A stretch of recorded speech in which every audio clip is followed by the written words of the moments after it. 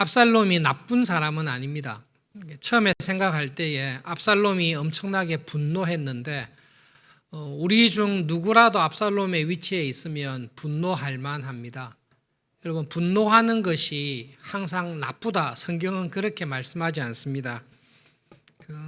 시편 7편 11절에 하나님은 의로우신 재판장이십니다. 하나님은 매일 분노하시는 하나님입니다. 그렇게 이야기하고 있습니다. 하나님은 분노가 없다. 예수님은 분노를 안 한다. 그렇게 말하지 않습니다. 하나님은 매일 분노하십니다. 예수님께서 분노하신 것, 화를 엄청나게 내신 거 기억하고 계시죠? 공생애 시작할 때 처음도 그랬고 공생애 마칠 때도 예루살렘 성전에 올라가셔서 예수님께서 상을 다 뒤엎어 얹으시고 채찍을 만드셔서 휘두르시고 엄청나게 분노하신 것 기억하실 것입니다. 분노는 그 자체로 나쁘다 이렇게 말하지 않습니다. 분노의 근원을 가만히 살펴보면 정말로 사랑하는 것에 대해 불의한 일을 당했을 때에 분노하는 것입니다. 그래서 압살롬이 분노한 것을 보고 압살롬은 역시 나쁜 아들이다, 믿음을 떠난 아들이다, 그렇게 평가해서는 안 됩니다. 그 분노를 다루는 방식이 잘못되어서 불행한 일을 당한 것이지, 이런 일을 당했을 때는 분노하지 않는 사람이 비정상적인 사람입니다. 첫 번째, 압살롬의 입장에서 보시면 분노할 수밖에 없는데 두 사람에 대해서 특별히 압살롬은 분노하고 있습니다. 첫 번째로는 아버지 다윗입니다. 여동생 다말이 인생이 완전히 비참하게 되는 강간을 당하고 버려지는 일을 당했는데 누구 때문에 그렇게 됐습니까? 아버지 때문에 그랬죠. 아버지가 괜히 명령해가지고 아버지가 명령해서 그 아버지의 말에 순종하는 착한 딸이, 아름답고 착한 딸이 처참하게 인생이 망가진 것이죠. 그러면 아버지로서 그렇게 상처를 받은 딸을 사랑하고 위로하고 뭔가를 정의를 실현해야 될 텐데 아버지 다윗은 아버지로서의 역할을 하나도 안 하고 있습니다. 이런 무정한 아버지 때문에 상처받는 가족들이 지금도 많이 있는데요. 지금 다윗의 아버지로서의 모습은 전혀 이해할 수 없는 모습입니다. 성경에서 사소한 거지만 다윗의 딸 다말이었다 이런 표현 전혀 없습니다. 압살롬의 여동생이었다. 이방인 아내에서 태어난, 유대인은 아닌 거죠. 인종차별이 만약에 있었다라고 하면 압살롬은 왕자이긴 하지만 이방의 어머니에게서 태어난 배다른 왕자이기 때문에 이래저래 차별은 받았을 수도 있을 것입니다. 다윗은 아내가 많았기 때문에 모든 아내를 다 사랑하지는 않았겠지요. 다말에 대해서 미안하다, 아버지로서 미안하다, 내가 그 못된 일을 한, 정말로 죽어마땅한 죄를 범한 암논을 너를 위해서라도 내가 징계하겠다, 이런 말 하나도 없습니다. 히브리어 성경을 헬라어로 번역한 70인경 성경이 있는데요. 예수님 시절에는 70인경을 많이 인용을 했습니다. 사무엘하 13장 21절을 이렇게 70인경은 번역하고 있습니다. 왕 다윗이 이 모든 말을 듣고 크게 분노했습니다. 분노했습니다. 근데 다윗은 분노한 것 말고는 아무것도 안 했습니다. 그러나 그의 아들 암논의 영혼을 아프게 하지 않았습니다. 왜냐하면 그가 그의 첫 아들인 암논을 지극히 사랑했기 때문입니다. 지금 다윗이 하는 행동을 보시면 엘리 제사장이 한 행동하고 똑같습니다. 자기의 사랑하는 두 아들 홈니와 비느하스가 큰 죄를 범했습니다. 죽어 마땅한 죄를 범했습니다마는 엘리는 하나님의 법보다, 하나님께 순종하는 것보다 두 아들을 더 사랑합니다. 그래서 불의를 보고도 바로잡지 않습니다. 여러분, 죄가 분명한데 그 죄를 바로잡지 않으면 넘어가는 것처럼 보입니다마는 그렇지 않습니다. 하나님께서는 날마다 불의와 죄에 대해서 분노하시는 분이기 때문에 회개하고 용서하는 사람에게는 용서의 은혜를 주시지만 죄를 품고 회개하지 않는 사람은 그 죄에 대한 대가를 반드시 묻게 하십니다. 엘리가 두 아들을 징계하지 않았기 때문에 전쟁터에서 하나님께서 한날에 홈니와 비느하스에게 심판하십니다. 엘리가 하나님의 법을 안 지켰기 때문에 하나님께서 영원토록 제사장의 직분을 박탈해 버리십니다. 여러분, 죄는 하나님께서 반드시 징계하시고 심판하십니다.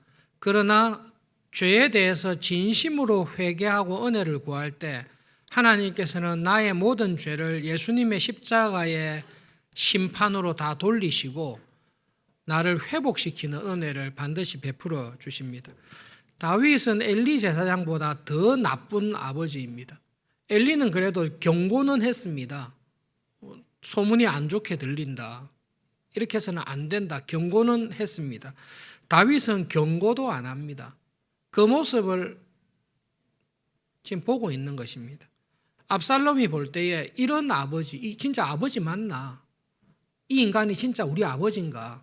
그 분노하는 마음이, 여동생인 다말에 대한 사랑, 그리고 다말이 불법한 것에 인해서 인생이 파괴되고 괴로운 가운데 쓸쓸하게 살아가는 모습을 보는 만큼 불의한 것에 대해 무정한 아버지에 대한 분노가 쌓일 것입니다.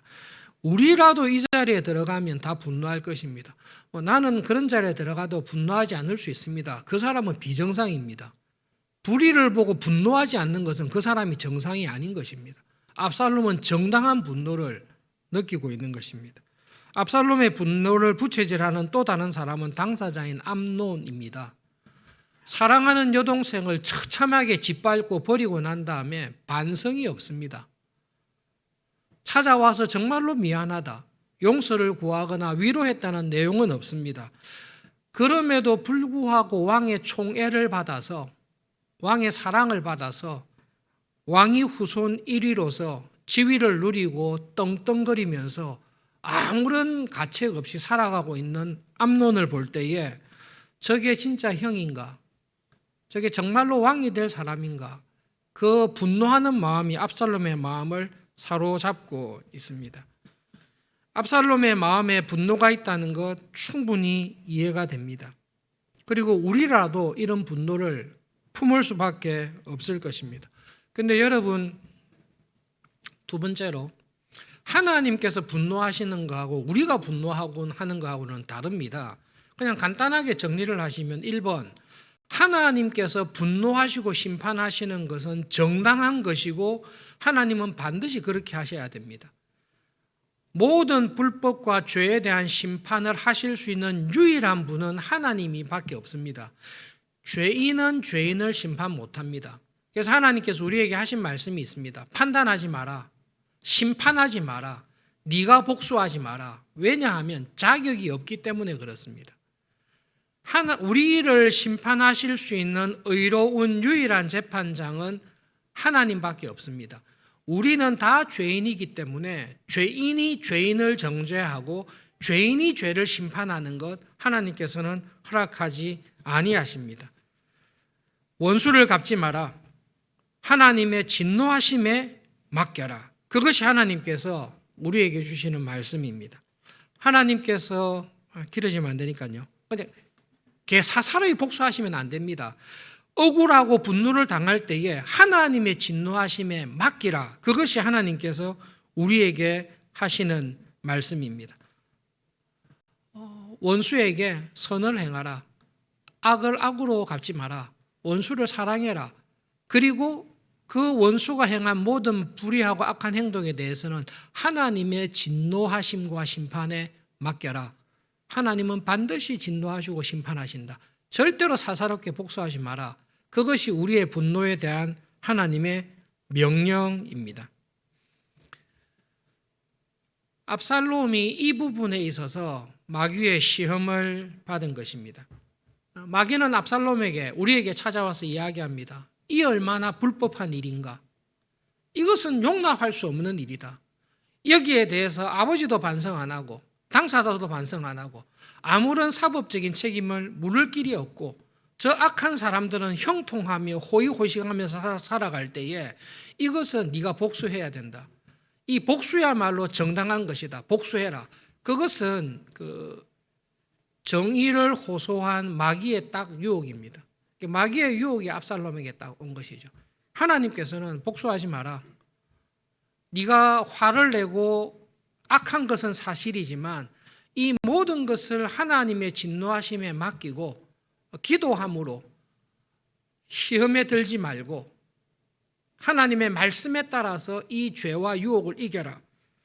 그럴 때 시험이 있는데 우리는 보통 그 시험에서 우리 실력으로는 이길 사람은 거의 없습니다. 그래서 여러분, 압살롬이 하는 일이 뭔가 하면 우리와 똑같은 일을 했는데 미워하는 마음, 분노하는 마음, 복수하는 마음을 숨기고 2년 동안 이렇게 칼을 갈고 있는 것입니다. 2년이 지난 이후에 거사를 실행하기 위해서 다윗에게 부탁을 했을 때 암논과 모든 왕자들이 다 와서 잔치를 합시다. 털 깎는 좋은 일이니까 했을 때 다윗 마음에 의구심은 있습니다. 왜 굳이 다 가야 되냐? 왜 굳이 암논이 가야 되냐라는 의구심이 있지만 지난 2년간 압살롬이 했던 행동을 생각해 볼 때 그렇게까지 큰 일은 나지 않을 것 같다. 의심은 되지만 걱정은 되지만 그래도 뭐 허락해도 될 것 같다라는 생각이 들 정도로 압살롬은 자기의 마음을 잘 숨기면서 살았습니다. 그런데 여러분, 여기에 함정이 있습니다. 우리의 생활을 돌아보실 때 여러분, 여기에 정말로 함정이 있습니다. 교회의 역사를 통해서 구원받은 신자의 영혼을 파괴할 수 있는 7가지 심각한 치명적인 죄가 있습니다. 그 치명적인 죄의 목록을 보시면 살인이나 간음 이런 죄는 하나도 안 들어가 있습니다. 그 죄의 목록을 읽어드릴 거니까 한번 생각해 보십시오. 자기를 자랑하고 높이는 교만한 마음, 인색한 마음, 질투하는 마음, 분노하는 마음, 음욕을 품는 마음, 탐하는 마음, 나태하고 게으른 마음. 여러분, 우리의 영혼을 파괴하는 7가지 치명적인 죄를 보시면 어떤 점에서 보면 살인이나 간음처럼 내가 한 번도 안 지을 것 같은 죄긴 하지만 자세히 들여다보시면 모든 신자가 다 범할 수 있는 죄를 나열하고 있습니다. 그 중에 치명적으로 나온 것 중에 한 가지가 분노입니다. 이 설명을 하기 위해서 어쩔 수 없는데 여러분 그냥 이해하시고 들으십시오. 2년간 사람을 2사람 죽인 살인자하고 2년간 날마다 분노와 복수심을 마음에 품고 있는 사람하고 어느 사람의 영혼이 더 파괴되어 있겠습니까? 잘 지내다가 1년에 1명씩 사람을 죽여서 2년에 2번 살인하는 죄를 범한 사람이 있습니다.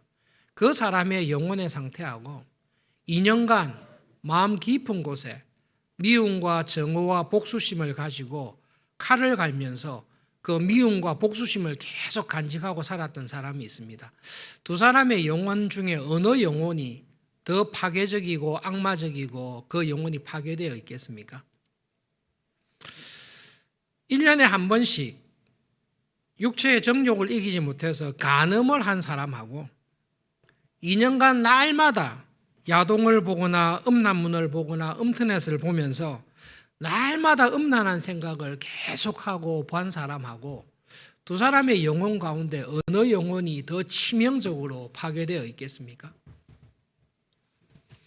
1년에 한 사람씩 죽이거나 1년에 한 번씩 간음해서 2번의 살인과 2번의 간음을 한 사람은 365일 가운데 하루 혹은 일주일 죄를 범했을 수 있을 것입니다.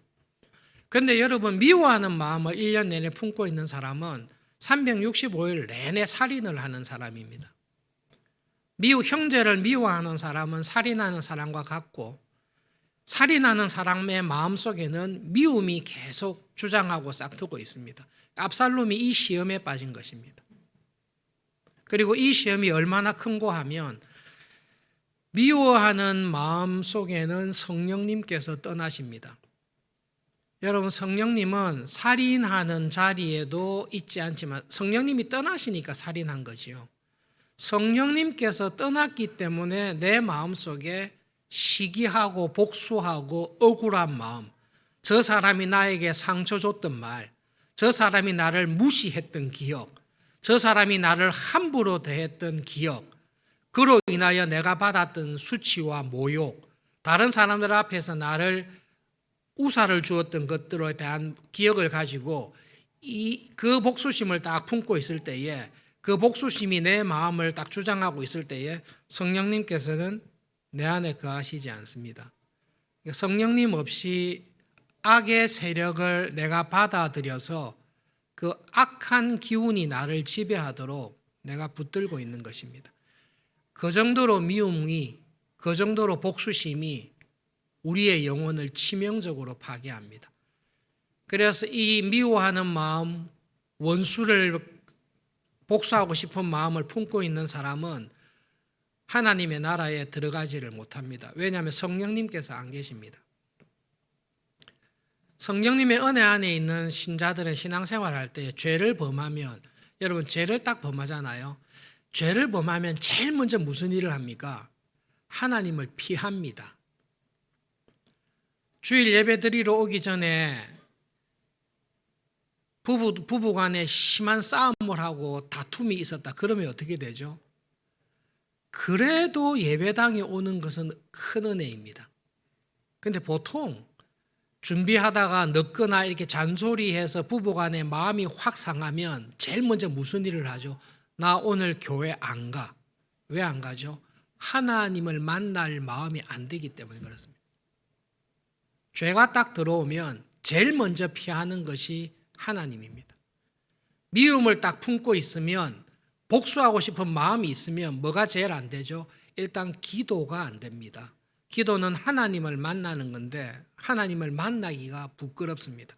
성경이 읽히지가 않습니다. 왜냐하면 성경 읽으면 하나님 뭐라고 하실지가 이미 예상이 다 되기 때문에 성경 읽을 마음이 없습니다. 그게 죄가 나를 딱 사로잡을 때에 벌어지는 일들입니다. 압살롬이 이 죄 가운데 딱 들어가 있는 것입니다.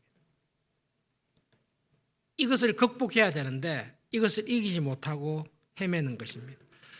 예수님께서 내 마음속에 분노가 있을 때, 복수심이 있을 때 우리에게 하시는 말씀이 누가복음 6장 27절부터 29절, 35절부터 36절에 있습니다. 한 절씩 영상을 보시면서 교독하겠습니다. 6장 27절부터 29절.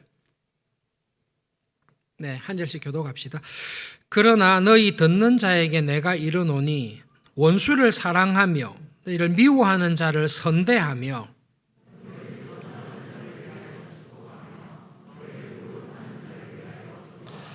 너의 이 뺨을 치는 자에게 젖밤도 돌려대며 겉옷을 빼앗는 자에게 속옷도 거절하지 말라. 35절.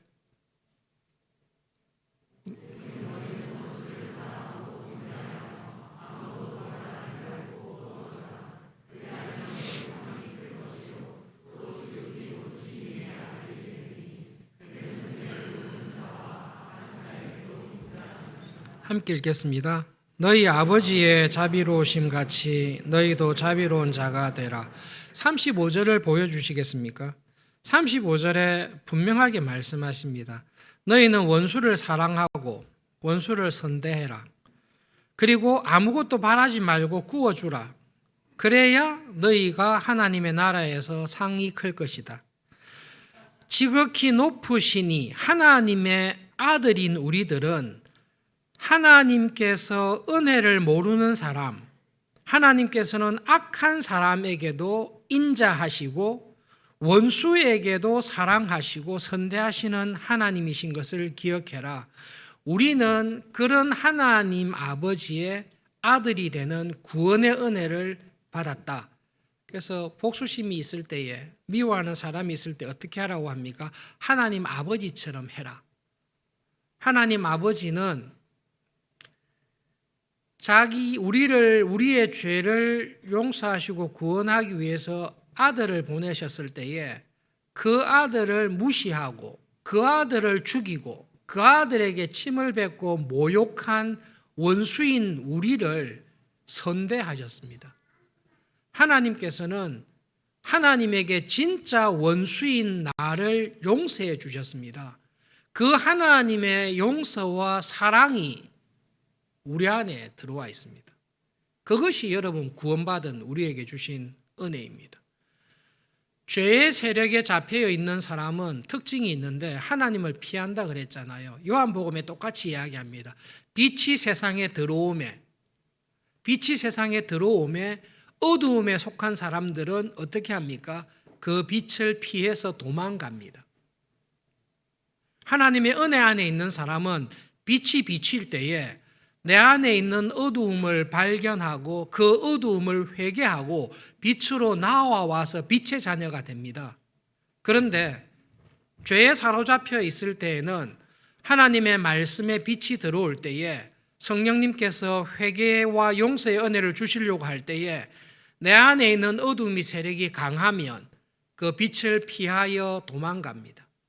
하나님께서는 우리를 빛으로 부르시고 사랑과 용서의 하나님의 나라 천국으로 우리를 부르시는데 내 마음속에 죄와 미움과 복수심과 쓴뿌리가 강한 사람은 그 은혜가 빛이 올 때에 도망을 가는 것입니다. 그러나 하나님의 은혜 안에 있는 사람에게는 빛으로 나와서 내 안에 있는 어두움을 빛으로 이기는 은혜를 날마다 우리에게 주십니다. 사진 한 장을 보시겠습니다. 잘 아시는 분들은 저 목사님이, 저 두 아들이 누군지를 금방 아실 것입니다.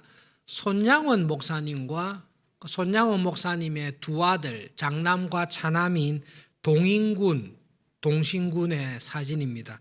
1948년도에 여순 반란 사건 때 공산주의자들에 의해서 그 동인군과 동신군이 살해를 당하고 죽게 됩니다.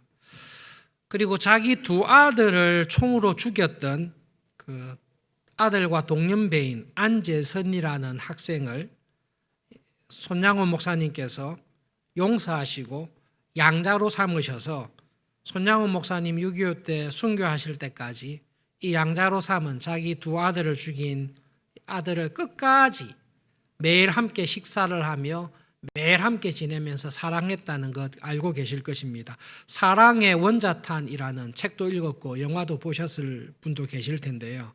손양원 목사님께서 압살롬과 같은 압살롬보다 더 불의하고 더 억울한 이 두 아들의 죽음을 당하고 난 다음에 하나님 앞에 두 아들의 장례식 때 감사했던 9가지 감사 기도의 제목이 있습니다. 영상을 보시면서 하나씩 같이 읽어봅시다. 같이 읽읍시다. 1. 나 같은 죄인의 혈통에서 순교의 자식을 낳게 하시니 감사합니다. 2. 허다한 많은 성도 중에서 이런 보배를 나에게 주셨으니 감사합니다. 짧은 시간이지만 이런 보배와 같은 믿음의 아들과 함께 살아가게 해준 것을 감사합니다. 3. 삼남 삼녀 중에서 가장 귀여운 맏아들과 둘째 아들을 바치게 하시니 감사합니다. 4. 한 아들의 순교도 귀하거늘 하물며 두 아들이 함께 순교했으니 더욱 감사합니다. 5.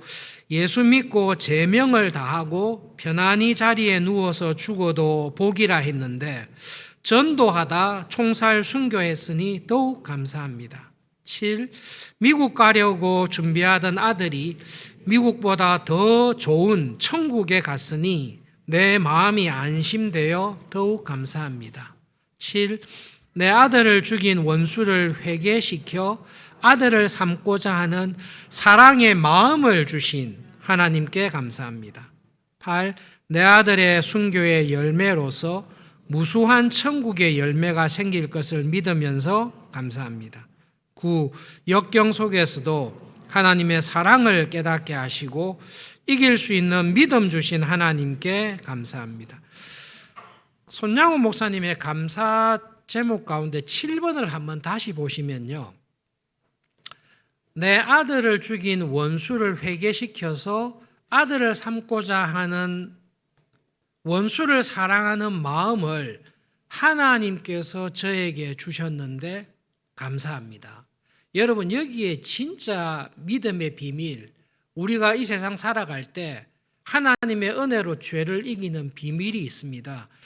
사랑의 원자탄 영화를 봤을 때에 여순 반란 사건에 학살했던 사람들을 진압하기 왔던 국군 책임자가 너무 악질이기 때문에 이 아들은 죽여야 된다, 마땅히 총살시켜야 된다라고 하는데 손양원 목사님께서 청원을 하고 살려달라고 계속 하는데도 안 됩니다. 죄의 등급이 다릅니다. 그렇게 했을 때 손양원 목사님께서 그 책임자인 군인 사무실에 가서 그 군인 장교 사무실 앞에서 무릎 꿇고 그 아들을 살려달라고 간절히 기도하는 장면이 있습니다. 그 모습을 보고 그 군인 장교가 결국은 사형을 취소시키고 살려주는 일이 있거든요. 손양원 목사님의 마음속에 내 아들을 죽인 원수 하나가 아니라 둘을 정말로 전도 유망하고 미국에 유학 갈 것까지 다 준비되어 있는 정말로 이렇게 훌륭한 아들과 차남을 죽인 원수를 그냥 법대로 하시죠. 이것도 쉽지 않아요. 그냥 뭐 사형 당하게 하시죠. 이것도 쉽지 않은데 이 아들을 회개시켜서 내가 정말로 사랑했던 장남을 사랑하듯이, 내가 정말로 사랑했던 차남을 사랑했듯이 이 아이를 정말로 사랑해서 믿음 안에서 살아가도록 해야 되겠다라는 마음을 누가 주셨습니까? 하나님께서 주셨다라는 것입니다. 여러분, 미움을 이기는 용서하는 마음, 원수를 불쌍히 여기는 마음은 우리가 부단히 노력하고 결심해야 됨에도 불구하고 이런 마음은 하나님께서, 성령님께서 우리에게 주시는 마음입니다. 이런 마음을 주셔도 감당하기 어려운데 이런 마음을 주시기를 간절히 기도할 때에 하루아침에 되었겠습니까? 일제시대 때 신사참배로 인하여 수많은 옥고를 치르는 가운데 많은 기도와 간구를 하셨으시겠지만 막상 자기의 아들에게 이런 불의하고 불법하고 억울한 일을 당했을 때에 압살롬과 같이 하나님 이거는 너무 악합니다. 하나님 어떻게 저에게 이런 일이 벌어질 수가 있습니까?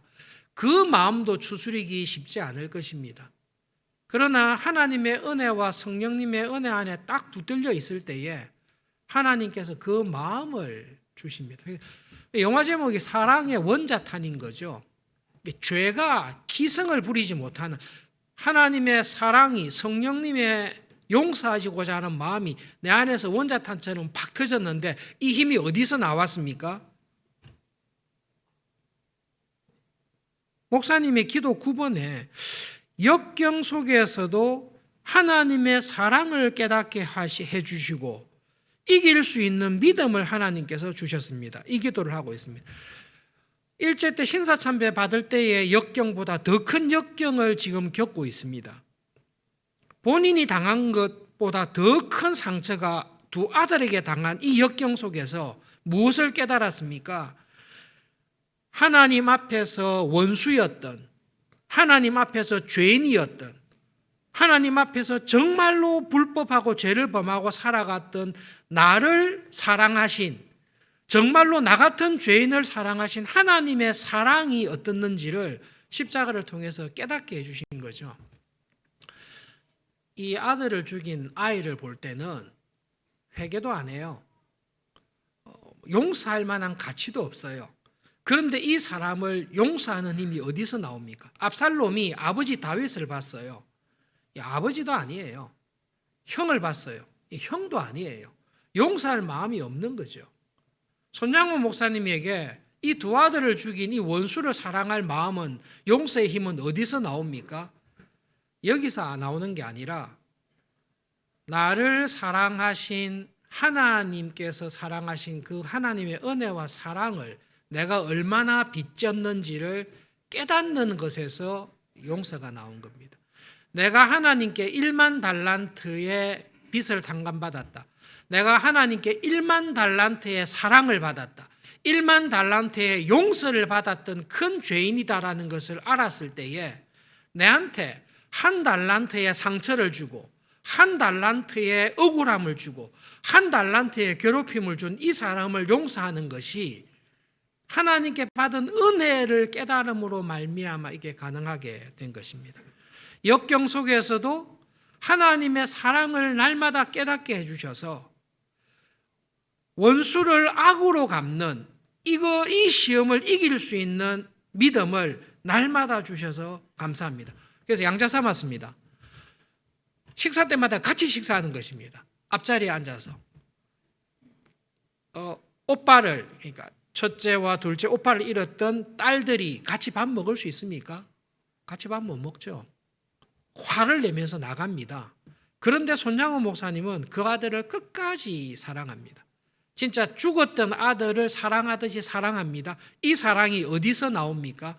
이런 사랑은 예수님의 사랑, 하나님의 사랑은 우리 안에 거하시는 성령님께서 나를 딱 주장하고 지배하고 계실 때에 이 사랑이 나옵니다. 여러분의 삶 속에는 압살롬과 같은 괴로운 일들이 손양호 목사님과 같이 감당할 수 없는 일들이 정말로 없기를 바랍니다. 그런데 여러분, 만약 여러분의 힘으로 해결할 수 없는 억울하고 쓴뿌리와 같이 나를 괴롭히는 일들이 있을 때에 눈을 하나님께로 딱 돌리시면 됩니다. 눈을 하나님께로 딱 돌리셔서 하나님께서 나를 얼마나 사랑하시고 사랑하셨는지, 그리고 하나님께서는 내가 악에게 지지 않고 내가 악에게 무너지지 않고 하나님의 은혜로 이길 수 있는 도움을 주시기 위해서 얼마나 나를 도우려고 애를 쓰시는지 그 하나님께 눈을 딱 돌리실 수 있기를 바랍니다. 그리고 그것을 이기기 위해서 어떻게 하셔야 됩니까? 하나님 앞에 기도의 자리에, 은혜의 자리에 들어가셔서 억울한 것을 다 말씀드리셔야 됩니다. 여러분, 기도가 참 은혜스럽고 하나님 앞에 기도하는 게 즐거운 것은 하나님에게는 내 속마음을 다 토해낼 수 있습니다. 내 억울한 것, 죽이고 싶은 마음, 복수하고 싶은 마음, 정말로 나를 힘들게 했던 것들을 기도할 때 하나님께 다 토해내십시오. 시편을 공부하실 때 하나님, 저 원수는 죽이셔야 됩니다. 원수만 죽이시면 안 됩니다. 아내도 죽이시고 자녀도 죽이시고 아예 없도록 만드셔야 됩니다. 그게 무슨 말씀이죠? 내 안에 그 복수의 마음이 내 영혼을 사로잡고 파괴하려고 있는 그 마음을 여과 없이 하나님 앞에 다 내어놓는 것입니다. 그 기도를 다 하는 사람들이 끝에 뭐라고 기도하죠? 하나님, 제가 하나님께 이 모든 것을 다 말씀드렸으니 하나님께서 친히 복수하시고 심판하실 것을 믿습니다. 하나님께 다 맡깁니다. 그리고 제가 하나님의 말씀에 순종할 힘을 얻었습니다. 원수를 긍휼히 여기고 사랑하겠습니다. 원수가 집안에 있다고 했는데, 원수가 가까이 있다고 했는데 예수님께서 나를 용서하신 것처럼 저도 용서하면서 원수를 사랑하겠습니다. 여러분, 믿음 생활 하실 때에 내가 참는다. 오래 참는다. 훌륭한 것입니다. 사랑은 오래 참는 것입니다. 그러나 여러분, 참 사랑은 오래 참는 거기에서부터 시작해서 적극적으로 사랑하는 자리까지 가는 것입니다. 하나님께서 우리에게 주신 은혜가 구원의 목적이 거기에 있습니다. 압살롬의 모습을 보시면서, 손양원 목사님의 모습을 보시면서 하나님께서는 손양원 목사님에게만 이 은혜를 주겠다 하신 것이 아니라 하나님을 믿고 예수님의 십자가의 보혈의 은혜와 능력을 믿는 우리 모두에게 성령님으로 능히 이길 수 있는 은혜를 주겠다 하나님은 약속하셨습니다. 그 약속의 말씀, 하나님을 믿습니까? 예, 우리는 믿습니다. 그러므로 여러분, 혹시 지금 오랫동안 내 마음속에 있었던 미움이나 복수나 억울함이나 분노가 있다면 하나님 앞에 다 끄집어 내어놓고 하나님께서 나에게 주신 사랑 안에서 새 힘을 얻으시기를 바랍니다.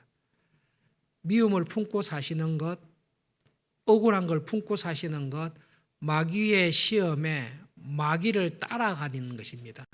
딱 그 길을 멈추시고, 근데 하나님, 저 아무리 생각해도 사랑할 마음, 저 사람을 보면 사랑할 마음이 없습니다.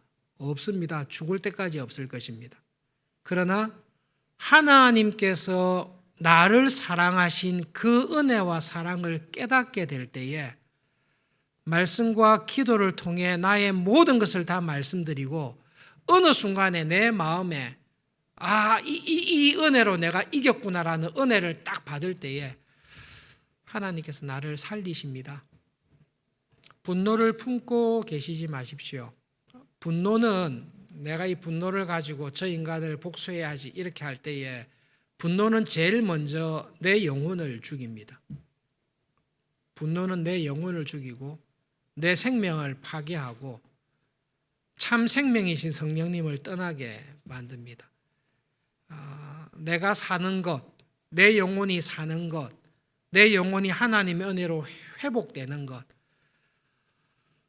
그것이 분노를 주님 앞에 맡기고 분노하는 마음을 돌이키고 하나님의 은혜 안에서 설 때에 여러분 그때에 내 영혼이 삽니다. 다 경험하시죠? 다 경험하시죠? 미워하는 마음을 가득하게 품고 있을 때에 내가 살아있는 것 같으나 내가 죽어 있다는 거 아시죠? 내가 죽는 한이 있어도 용서 못하겠다라는 마음이 들었는데 그래도 하나님의 은혜로 그 용서하는 마음을 탁 내려놓았을 때에 그때 내 영혼이 산다라는 것을 우리는 경험합니다.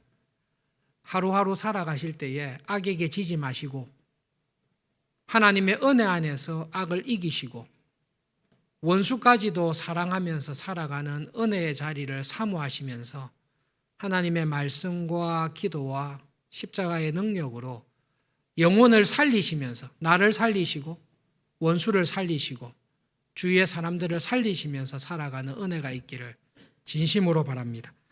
말씀을 기억하면서 함께 기도하겠습니다.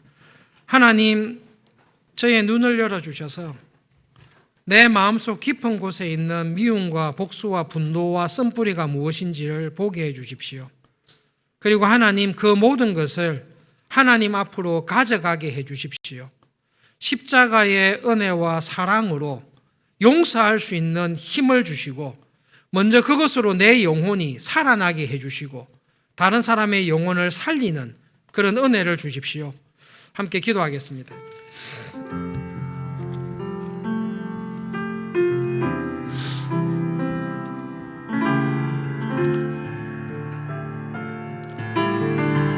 성령 하나님, 우리의 마음을 돌아보시고 우리의 눈을 열어서 내 마음속에 있는, 내 인격 속에 있는, 내 삶 속에 있는 억울한 것들, 분노하는 것들, 미워하는 것들, 나를 사로잡고 있는 어둠의 악한 세력들이 무엇인지를 보게 해 주시옵소서. 하나님 아버지, 성령님의 은혜를 구하며 역사하심을 구하며 간절한 기도를 통해 하나님의 도우심을 경험하면서 하나님 아버지 먼저 오래 참으며 인내하며 하나님 한 걸음 더 나가가지고 긍휼히 여기며 하나님 성령님께서 우리 마음에 충만하게 임재하셔서 원수조차도 사랑하며 그를 위하여 기도하며 선대하면서 살아가는 하나님의 은혜 안에 살아가는 저희들이 되도록 붙잡아 주십시오. 주님의 이름으로 기도합니다. 아멘.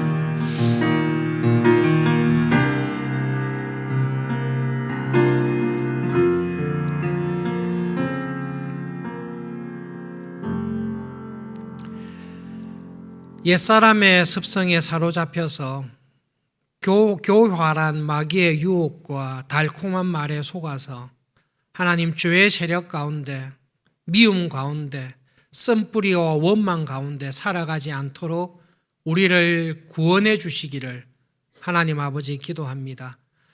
우리 마음에 항상 성령님께서 충만하게 임재하시고 성령 하나님, 우리의 마음과 생각을 주장해 주셔서 죄인을 사랑하시고 죄인을 위하여 생명을 내어주시고 죄인을 살리기 위해서 모든 것을 아낌없이 부어주셨던 그 하나님의 영이, 예수님의 영이신 성령님께서 우리 마음을 주장하며 지배하게 해 주십시오.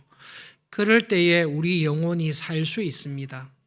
그럴 때에 우리 영혼이 다시 부활할 수 있습니다. 우리의 영혼이 하나님의 은혜 안에서 새 힘을 얻게 해주시고 부활의 힘을 얻게 해주시고 나를 살릴 뿐만 아니라 원수조차도 살리면서 살아가는 구원의 은혜 안에 하나님 우리를 붙잡아 주십시오. 예수님의 이름으로 기도합니다. 아멘.